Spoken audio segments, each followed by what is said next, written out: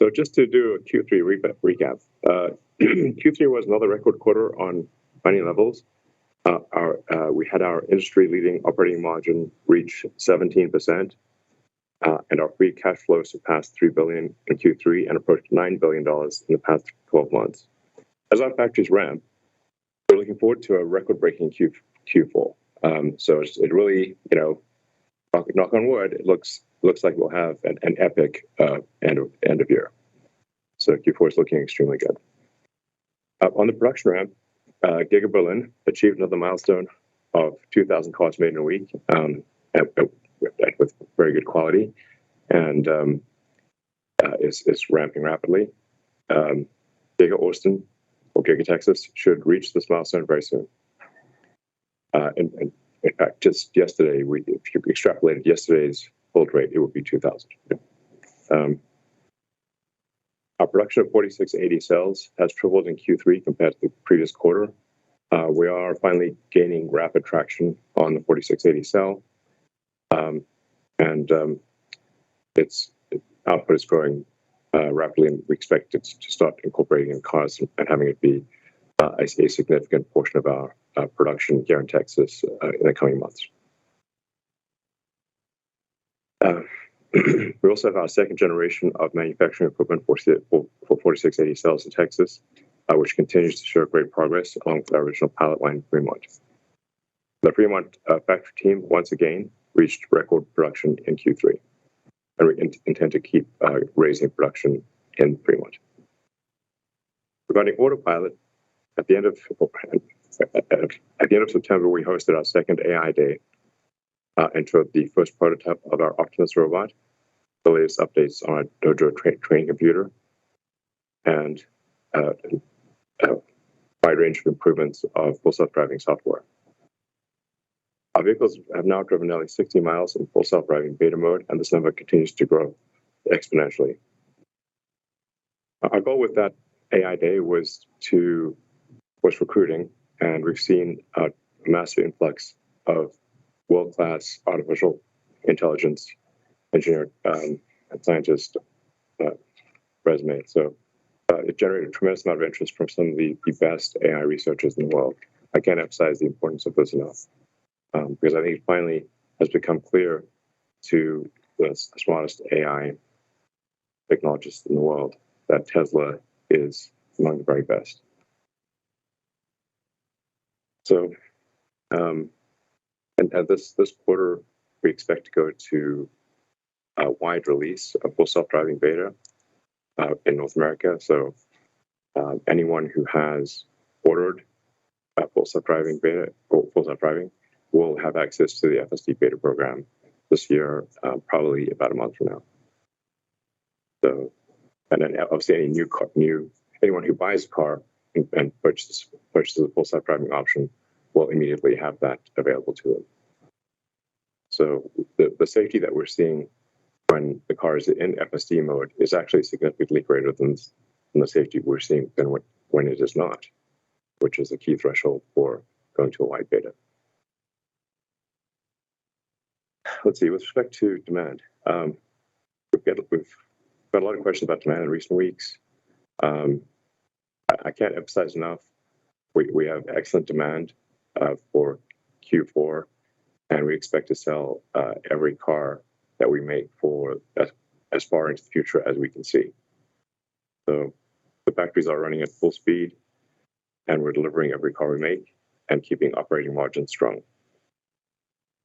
So we're still a very small percentage of the total vehicles on the road. Of the 2 billion cars and trucks on the road, but we only have about 3.5 million. So we've got a long way to go to even reach 1% of the global fleet.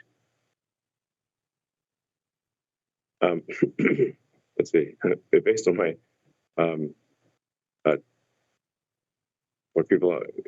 based on many things, but certainly questions I get on Twitter about buybacks, and I think every one of our board members has gotten questions about buybacks. We've debated the buyback idea extensively at the board level.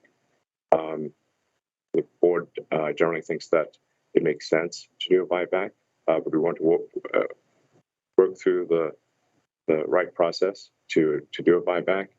But it is certainly possible for us to do a buyback on the order of $5 to $10 billion, even in a downside scenario next year. Even if next year is a very difficult year, we still have the ability to do a $5 to $10 billion buyback. This is obviously pending board review and approval. So it's likely that we'll do some meaningful buyback. So in conclusion, while the market themes revolve around the short term, it's very important to focus on the long term. I can't emphasize this enough with investors, and I think long-time investors obviously recognize this with Tesla. You have your sort of local ups and downs, but the long-term trend has been extremely good. And several years ago, I said, I think on an earnings call, that I thought it was possible for Tesla to be worth more than Apple, which was then the highest market cap company, I think, on the market. And Apple at the time, I think, was around $700 billion.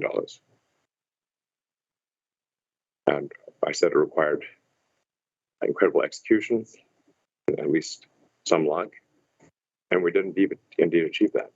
Tesla went, in fact, far past Apple's market cap at the time. And now I'm of the opinion that we can far exceed Apple's current market cap.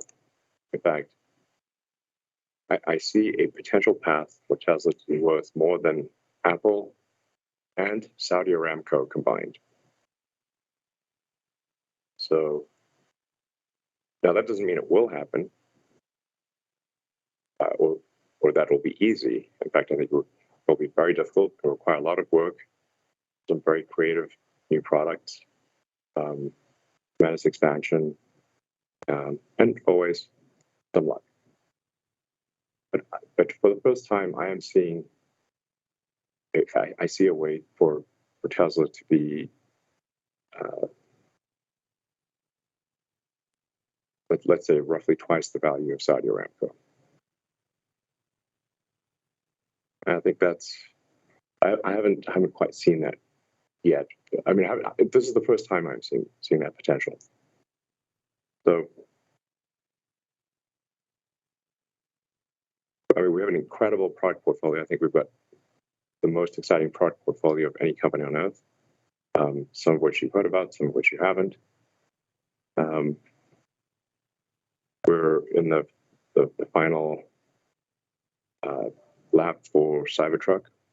We're building the Cybertruck line here at Giga Texas, Austin, and making a lot of progress in the robotaxi platform design. And then with respect to batteries, we're moving as fast as possible to achieve 1,000 gigawatt hours a year of production capacity in the United States. Vertically integrated. So anode, cathode, lithium refining. We're moving at a top speed to do that. So I think it's an incredibly exciting future, and really an unprecedented future. But none of this would be possible without the incredible team that we have here at Tesla. So I'd like to give a huge shout out to all of our factory employees, engineers, executives, and the whole Tesla team. You guys rock. You're the ones making it happen. Thank you.